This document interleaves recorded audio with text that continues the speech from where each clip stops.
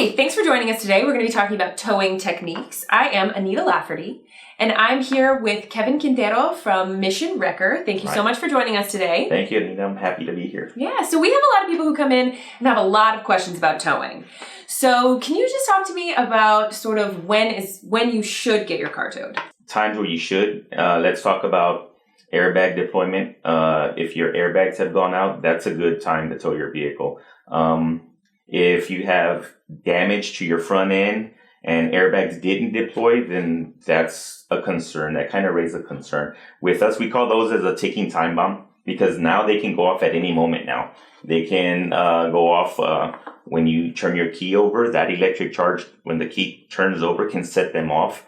Not knowing where these sensors are at kind of scares us, in the towing industry. Maybe side curtain airbags, if you got side damage and those curtains didn't go off, that's probably when you should tow your vehicle. Let's say coolant, any kind of fluids, oil, radiator, brake fluids. If you see any of that leakage, then that's a good indicator that you need to tow your vehicle, because right then and there, it's really not safe to be driving. Yeah. Also, I think when you see things like something's going on with your tire, maybe it's rubbing. Right. We see people come in a lot with that, and we're like, noises whoa. As you're steering and you heard a noise or it's not steering properly. Those are all good. It's just better to be safe than sorry. I'd rather you tow your vehicle and be safe than chancing it and continuing driving, and might get worse or cause an accident. Right, absolutely.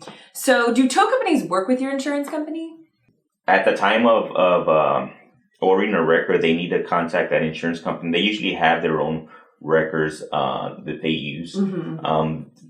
We can't just tow a vehicle and expect to bill so-and-so insurance company without having a relationship or having an open account with them. So if you're needing towing assistance or roadside assistance, you're probably going to need to get with your insurance, and they'll contact their primary wrecker unit. Okay, great to know. And then should you ride with your tow truck driver?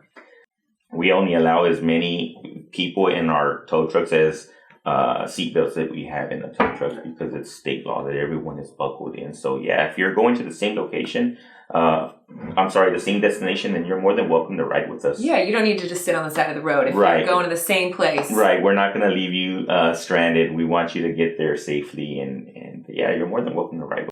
Awesome. Well, thank you so much for joining us today. I feel like I got a lot of good information that I did not know. I always just tell, my big thing is always, if your airbag's low, don't drive that car. Yeah. Right. But it sounds like there's a lot more you need to know and a lot more you need to pay attention to. Right. And a reminder to you guys out there, Mission Wrecker, we're in the Converse area, San Antonio area, and we can handle all your light duty, medium duty to heavy duty towing. Awesome. Well, thank you guys for being with us today, and you can check us out at procarecollision.com. Thank you.